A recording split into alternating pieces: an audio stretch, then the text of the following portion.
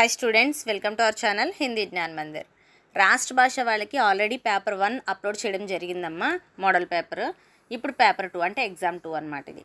Okay, so ఇది కూడా model paper కనిపిస్తుంది కదా, చూడండి thumbnail చూసారు కదా. సో ఈ మోడల్ పేపర్ ఒకసారి బాగా మీరు ప్రిపేర్ అవ్వండి.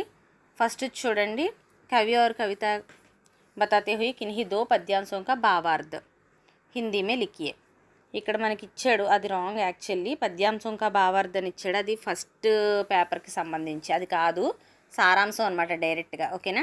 సో సారాంశం చూడండి, పరీక్ష, హార్కి జీత్, 5 మినిట్ అలా ఇచ్చారు సారాంశాలు. అవి మనం చదివే ఫస్ట్ 3 ఇంపార్టెంట్వి చెప్పాను, ఎక్స్ప్లెనేషన్ కూడా చేశాను. ఇవి ఒకసారి చూసుకోండి ఛానల్లో, అవి బాగా ప్రిపేర్ అవ్వండి సారాంశం. ఓకే, తర్వాత ఒక మహాన్ వ్యక్తికి జీవని మనకి ఇచ్చారు, కొన్ని ఇచ్చారు అందులో టెక్స్ట్ బుక్లో.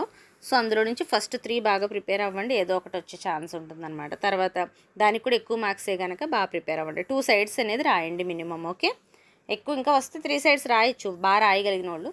లేదు అనుకుంటే ఒక 2 సైడ్స్ అని అట్లీస్ట్ కంప్లీట్ చేయండి. నెక్స్ట్ నిబంధ తెలుసు కదా మీకు, ఎస్ఏ. సో నిబంధ రాయండి, 4 ఇచ్చారు, 1 రాస్తే చాలు. అలాగే పైన జీవనీలు కూడా 1 చాలు.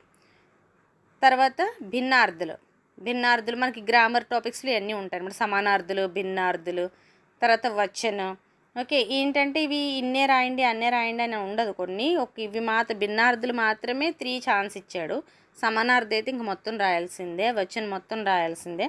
సో అన్నీ ఇవ్వలేనప్పుడు మీకు ఎలా వస్తే అలా రాయండి, అటెంప్ట్ అయితే చేయండి ఫస్ట్ ఆఫ్ ఆల్. ఓకే, తర్వాత లింగ్, తర్వాత దో వాక్యం కా వాచ్ బదిలియే.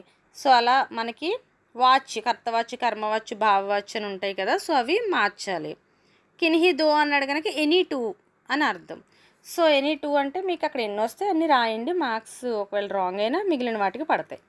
తర్వాత సూచనకి అనుసారం అంటే బ్రాకెట్లో మనకి ఇస్తాడు, దీన్ని ఇలా మార్చండి, దీన్ని ఇలా మార్చండి. సెంటెన్స్లో కొంచెం చేంజెస్ వస్తాయి అన్నమాట. అవి టెక్స్ట్ బుక్లో మీరు చదువుకుని వెళ్తే యాజ్ ఇట్ ఈజ్ అవే ఇస్తారు, ఏం మారదు కనుక అవి చదువుకొని వెళ్ళండి, మొత్తం వచ్చేస్తాయి. ఓకేనా? సో అది కూడా ఈజీగానే ఉంటుంది. తర్వాత లోకోక్తి కహావతే. సో ఈదికే చాంద్ హోనా అంటే ఏంటి అనేది మనం అర్థం రాసి దానికి ఎగ్జాంపుల్ ఇవ్వాలి. అలా కిన్హి దో అన్నాడు కనుక ఎనీ 2, అవి కూడా టెక్స్ట్ బుక్లో ఉన్నాయి, కొన్ని ఎక్స్ప్లెయిన్ చేశాను. ఇంకా మీకు ఏమైనా అవసరం అయితే నాకు కమెంట్ చేయండి, మేడం ఇది కావాలి, ఈ టాపిక్ కావాలని అడిగితే అది నేను ఎక్స్ప్లెయిన్ చేయడానికి ట్రై చేస్తాను. ఓకేనా? సో అవి కూడా చూసుకోండి. ఈజీ మార్క్స్ అయితే 5 మార్క్స్ ఉంది కనుక ఎక్స్ప్లెనేషన్ బాగుండాలి విత్ ఎగ్జాంపుల్. నెక్స్ట్ ట్రాన్స్లేషన్ మీకు తెలిసిందే, ఇప్పటిదాకా చేసుకుంటూనే వచ్చారు, ప్రాథమికలో చేశారు, మధ్యమాలో చేశారు. సేమ్ కాకపోతే కొంచెం ఏంటంటే రాష్ట్రానికి వచ్చారు కనుక కొద్దిగా పెరుగుతుందన్నమాట. ఇక్కడ 2 ఇచ్చారు పార్ట్స్, ఆ 2 కూడా మీరు 5 మార్క్స్ చేయాల్సి సెంటెన్స్ వైజ్గా ఇచ్చారు, పారాగ్రాఫ్ వైజ్గా కూడా ఇచ్చారు. ఫుల్ స్టాప్ వరకు ఒక సెంటెన్స్గా చూసుకొని దాన్ని జాగ్రత్తగా ట్రాన్స్లేట్ చేసుకుంటూ రాయండి. నెక్స్ట్ తెలుగు చూసుకోండి. 12th హెడ్ అయితే ఇంగ్లీష్ కన్నా తెలుగు అయితే మీకు చాలా ఈజీ, కర్త కర్మ క్రియ యాజ్ ఇట్ ఈజ్ ఉంటుంది తెలుగు హిందీ.